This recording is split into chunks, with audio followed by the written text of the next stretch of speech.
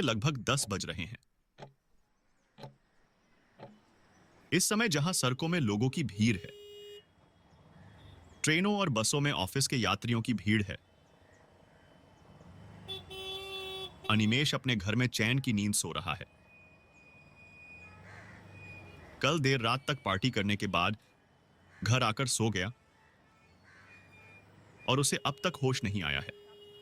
Party से लौटने के बाद वह इतना थक गया था कि अपने जूते भी उतार नहीं पाया।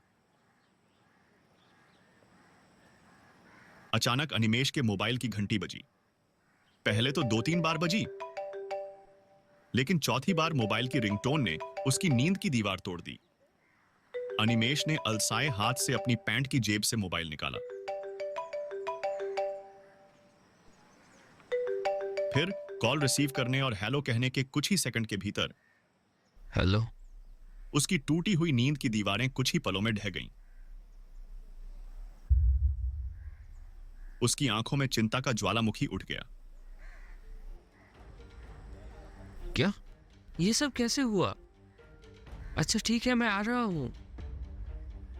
आंख मुंह धोने के बाद अनिमेष जरूरी सामान लेकर अपने गांव के लिए निकल गया। घर से निकलने से पहले उसने ऑनलाइन बस बुक कर लिया था। उसने अपने 2 दोस्त प्रीतम और प्रिंस को फोन पर एसएमएस भी भेज दिया था। उन्हें जल्दी जाना होगा, आज फिर रेल हड़ताल है। अनिमेष घबराकर बाहर आ गया। खैर, एक ऑटो किराए पर लेकर 15 मिनट बाद वह एक बस स्टैंड के सामने पहुंच गया।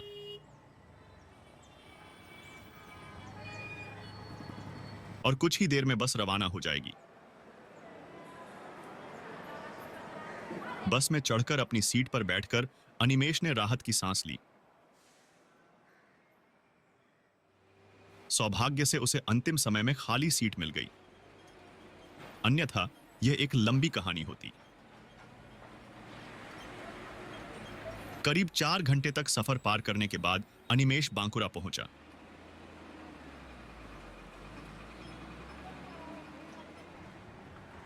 फिर वहां से ऑटो लेकर सीधे शिमुलबारी गांव पहुंचा। कमल दिघी के आगे यहां से रिक्शा किराए पर लेकर आसानी से पहुंचा जा सकता है। शाम होने वाली है। किराया देने के बाद अनिमेष ऑटो से उतरा और चारों ओर अच्छी तरह से नजर दौड़ाई। क्या दृश्य है! आसपास का माहौल लगभग खाली है, दुकानें बंद हैं। इक्का दुक्का लोग ही थे जो उसके साथ ऑटो से आए थे, लेकिन पलक झपकते ही वे भी गायब हो गए। जिस शिमुलबारी को वह जानता था, उसका आज बिल्कुल अलग रूप है। कुछ देर तक इधर उधर देखने के बाद अनिमेष अंततः बिना कोई रास्ता ढूंढे पैदल ही कमल दिघी के लिए निकल गया। कुछ देर चलने के बाद एक अजीब सा एहसास होने लगा। उसे ऐसा महसूस होता है जैसे कोई उसका पीछा कर रहा है। उसने अज्ञात भय से पीछे मुड़कर देखना चाहा, लेकिन उसे कुछ दिखाई नहीं दिया।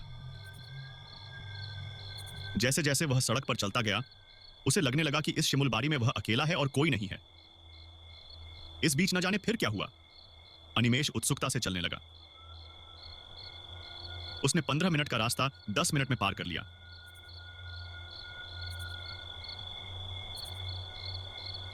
जब अनिमेष ने कमल दिघी में प्रवेश किया तो शाम हो चुकी थी। काले और नीले जादू में पूरी दुनिया जैसे छाई हुई है। कमल दिघी में प्रवेश करते ही अज्ञात भय उसके मन में बैठ गया। ऐसा लगता है कि दिमाग में अत्यधिक सोच विचार के परिणाम स्वरूप ऐसा हो रहा है।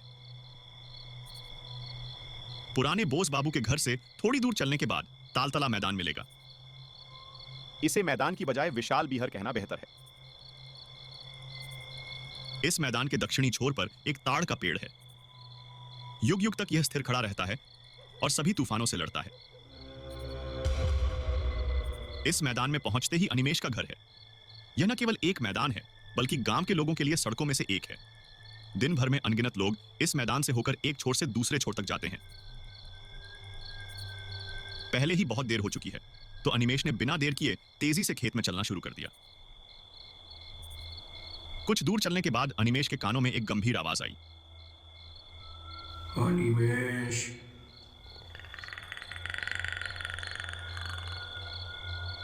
शून्यशान अंधेरे मैदान में अचानक अपना नाम पुकारे जाने पर अनिमेष थोड़ा चौंका लेकिन जल्द ही उसने सोचा।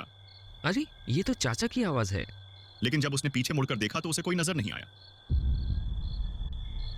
और उसने इधर उधर देखकर कहा, कौन है चाचा? कहाँ हो आप? दिख नहीं रहे आप। चाचा, चाचा। थोड़ी झिझक के बाद अनिमेश को कोई नहीं दिखा और फिर से चाचा चाचा चिल्लाया, लेकिन उसे कोई नजर नहीं आया। फिर अचानक वही आवाज आती है, अनिमेश, मैं इधर हूँ, इधर आ। उस समय तक अंधेरा गहरा हो चुका था। अनिमेश अपने मोबाइल फोन की टॉर्च जलाता है और अंधेरे में आगे बढ़ता है। लेकिन जब उसे चाचा नहीं दिखा तो वह कहने लगा, चाचा आप कहाँ हो? टॉर्च के सहारे इधर उधर देखने पर वह अचंभित हो गया। अचानक उसे दूर खड़ा एक आदमी दिखाई दिया जिसका चेहरा स्पष्ट रूप से दिखाई नहीं दे रहा था। वह सख्त सफेद पोशाक पहने हुए था। अनिमेश को देखकर उस आदमी ने उसे हाथ से इशारा किया। लग रहा है वही चाचा है। अनिमेश अपने चाचा की ओर चलने लगा। अनिमेश ने देखा कि उसके चाचा उसे हाथों से इशारा कर रहे थे और बड़े कदमों से आगे बढ़ रहे थे, मानो उसे कहीं ले जाना चाहते हैं, कुछ दिखाना चाहते हैं। अनिमेश ने चिल्लाकर कहा, अरे चाचा आप कहाँ जा रहे हो? थोड़ा धीरे चलिए। आखिरकार अनिमेश ने काकई तक पहुंचने के लिए दौड़ शुरू कर दी। वह भागते भागते लगभग चाचा के पास पहुंच गया। अरे चाचा आप कहाँ जा रहे हो? अनिमेश अपना बायां हाथ अपने चाचा के कंधे पर रखने जाता है। तभी हवाएं चलने लगी और बादल गरजने लगे। अनिमेश चौंक गया। बिजली कहीं बहुत करीब गिरी। अनिमेश ने जैसे ही पीछे मुड़कर देखा तो दंग रह गया। अनिमेश ने देखा कि खेत के दक्षिणी किनारे पर ताड़ के पेड़ पर बिजली गिर रही है। आग पेड़ के शीर्ष से लेकर जड़ तक जल रही है। कुंडलित अग्नि की लपटें देखकर अनिमेश आश्चर्यचकित रह गया। उसने पहले भी गांव के कई हिस्सों में बिजली से जले हुए पेड़ देखे थे, लेकिन ऐसा दृश्य उसने पहले कभी नहीं देखा था। उसके बाद अनिमेश चौंककर सामने देखता है। अरे चाचा कहाँ चले गए? चाचा, चाचा। चाचा करके उसने कई बार पुकारा। उसने मोबाइल टॉर्च से इधर उधर देखा। तभी अचानक अनिमेश का पैर किसी चीज से फिसल गया और वह जमीन पर गिर गया। कुछ ही देर में उसने जमीन से मोबाइल उठाया और टॉर्च जला दी। आदमी के कपड़े देखकर अनिमेश को एहसास होता है, अरे ये तो उसका चाचा है। जैसे ही उसने अपने चाचा को सीधा किया तो वह डर के मारे चिल्ला उठा। अरे ये तो एक कंकाल है। अचानक अनिमेश के चेहरे पर घबराहट के भाव झलकने लगे। उसकी हड्डियां जम गई। उसे अपने मस्तिष्क में एक गहरा खालीपन महसूस हुआ। कुछ समझ नहीं पाने पर अनिमेश खतरे के डर से बचने के लिए पागलों की तरह भागने लगा। सड़क पर दौड़ते हुए अनिमेश गांव के मुखिया झटू बाबू के घर के सामने पहुंचा। कोई है? कोई है? अनिमेश दरवाजा खटखटाता रहा, लेकिन कोई प्रतिक्रिया न होने पर अनिमेश का डर और चिंता कई गुना बढ़ गई। वह दरवाजे को लात मारता रहा और एक समय वह दरवाजा तोड़कर अंदर घुस गया और पागलों की तरह चिल्लाया, कोई है घर में? जटू बाबू, जटू बाबू। पूरा घर सुनसान और अंधेरा था। इसी बीच न जाने कब भागते समय मोबाइल फोन हाथ से गिर गया था। अनिमेश को एहसास हुआ कि घर पर कोई नहीं है। उसको लगा जैसे पूरे कमल दिघी में कोई नहीं है। अनिमेश लगभग पागलपन की हालत में था। जैसे ही उसने घर से बाहर भागने की कोशिश की, सामने का दरवाजा अपने आप बंद हो गया। टूटे हुए दरवाजे के इस तरह से बंद हो जाने से अनिमेश डर के मारे लगभग सहम गया। अनिमेश पीछे खड़ा है। उसे अपने चारों ओर गहरा अंधकार महसूस होता है। अचानक अनिमेश के कान के सामने किसी ने आकर फुसफुसाकर उसका नाम पुकारा, अनिमेश। अनिमेश डर से कांप उठा। इस बार उसके सब्र का बांध टूट गया। कौन? सामने आओ। इससे पहले कि अनिमेश के मुंह से बात पूरी होती, उसे एहसास हुआ कि बिल्डिंग के पास कोई खड़ा है। धुंधले अंधेरे में भी अनिमेश को आभास हो रहा था कि कोई दो हाथों और दो पैरों के सहारे जानवर की तरह धीरे धीरे उसकी ओर आ रहा है। अनिमेश डरी हुई आवाज में चिल्लाता है, कौन हो तुम बताओ, नहीं तो मैं तुमको देख लूंगा। अनिमेश की निगाहें इस बात पर टिकी थीं कि आगे क्या होगा। अनिमेश ने देखा कि उसकी ओर आ रहे चार पैर वाले जानवर जैसे आदमी की आंखें आग की तरह लाल हैं। यदि कोई सामान्य दृष्टि से देखे तो उसे लगेगा कि आग के दो गोले उसकी ओर आ रहे हैं। तब अनिमेश डर गया। वो मुंह से शब्द भी नहीं निकाल पा रहा था। धीरे धीरे वह राक्षसी अजीब सा दिखने वाला आदमी अनिमेश के सामने आया और अचानक गायब हो गया। अनिमेश से अब और सहन नहीं हो रहा था। वह बेहोश होकर जमीन पर गिर पड़ा। अनिमेश ने जब आंखें खोली तो उसकी रूह कांप उठी। उसने देखा कि उसके चारों ओर आग जल रही है। उसके हाथ पैर बंधे हुए हैं और वो चीता के ऊपर लेटा हुआ है। दूर खड़ा है एक व्यक्ति। अनिमेश रोते हुए बोलने लगा, मैंने आपका क्या बिगाड़ा है? आप मेरे साथ ऐसा क्यों कर रहे हो? अब वह व्यक्ति धीरे से पीछे मुड़कर अनिमेश की ओर देखता है। उसे देखकर अनिमेश की छाती सूख गई। अनिमेश, जैसे ही उसकी आवाज अनिमेश के कानों में पड़ी, अनिमेश एक पल के लिए स्तब्ध रह गया। फिर आश्चर्यचकित स्वर में बोला, चाचा? चाचा? अनिमेश को अपनी आंखों पर विश्वास नहीं हो रहा था।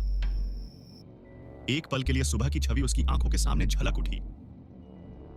कानों में आवाज फिर से सुनाई दी। हेलो अनिमेश, मैं तेरा चाचा जी बोल रहा हूँ। मेरी तबीयत तो कुछ ठीक नहीं लग रही। तू जल्दी से आ जा, कुछ भी अच्छा नहीं लग रहा। जल्दी से आ जा। कहकर फोन काट दिया। उसके बाद कई बार कोशिश करने के बाद भी कॉल कनेक्ट नहीं हुआ। लेकिन चाचा की ऐसी हालत कैसे हो गई? उसी वक्त अनिमेश की चाचा चिल्ला उठे, पापी कहीं का, तूने धोखा दिया मुझे। अब क्या बोल रहे हो चाचा? मैंने आपको धोखा दिया है? हाँ, तूने मुझे धोखा दिया है। मुझे कुछ भी समझ में नहीं आ रहा है। तुझे सब बताने के लिए ही यहाँ लेकर आया हूँ। मतलब? मरने से पहले तेरा जानना जरूरी है कि तू क्यों मरने वाला है।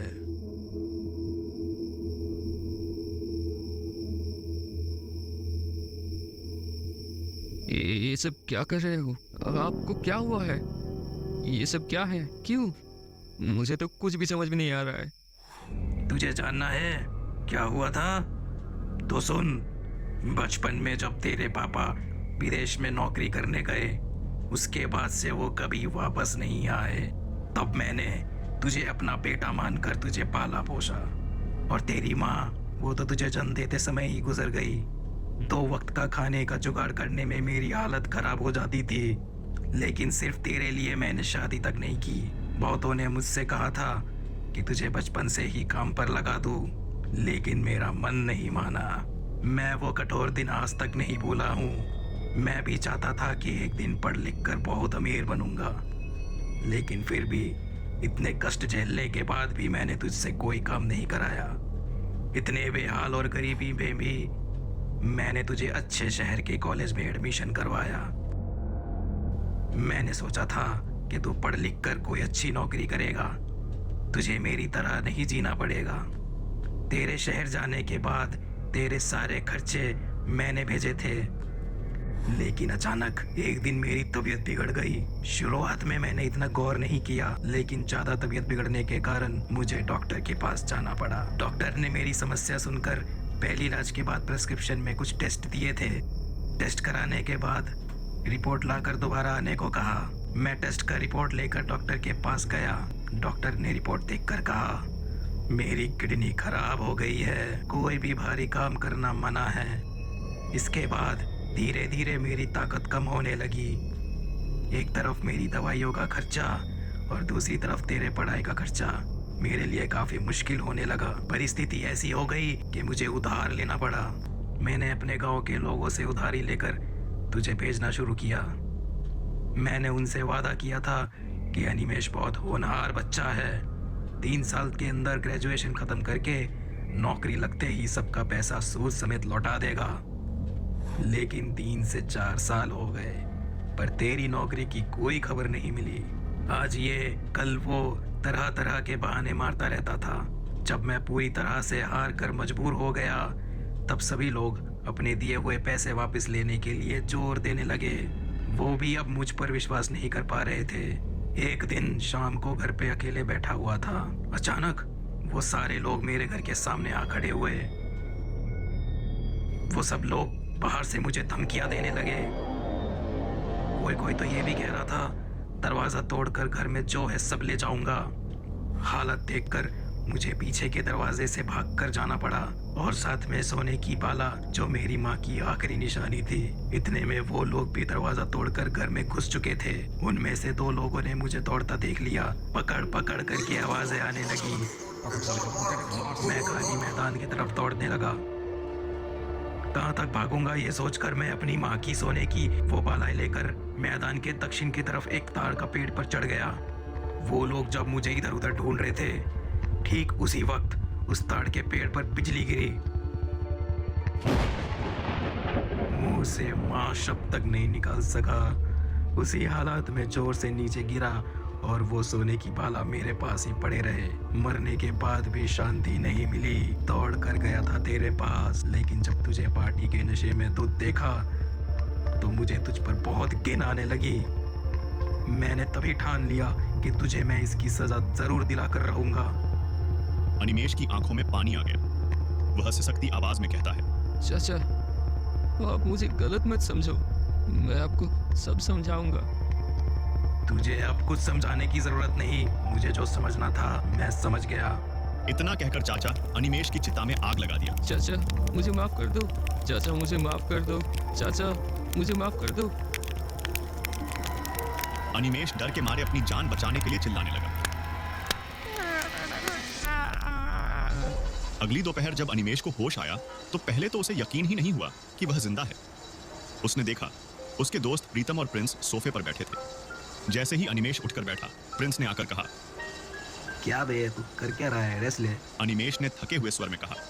मैं अभी भी जिंदा हूँ। प्रिंस अनिमेश को बिस्तर पर लिटा देता है। प्रीतम कहने लगा, कल ना हमें तेरे फोन से एक मैसेज मिला, तभी हम निकल पड़े, लेकिन कुछ दिक्कतों की वजह से हमें पहुंचने में थोड़ी देरी हो गई। लेकिन तेरे घर के सामने पहुंचकर देखा, कुछ लोगों की भीड़ थी वहाँ। उनमें से किसी से खबर मिली कि तू ताड़ के पेड़ के नीचे बेहोश हालत में पड़ा था। गांव के लोगों ने तुझे देखा, वही तुझे जानते थे और उन्होंने ही तुझे उठा के ले आए और फिर वहाँ से तुझे हम यहाँ ले आए। वैसे तेरे गांव के लोग पता नहीं हमें कुछ अपशब्द बोल रहे थे। खैर छोड़, फिलहाल तो अभी आराम कर। अनिमेश के मन में शांति नहीं है। वो खिड़की की ओर देखता रहा। एक अजीब उदासी ने उसे घेर लिया। उसे अपने चाचा के साथ बिताए बचपन के दिन याद आने लगे।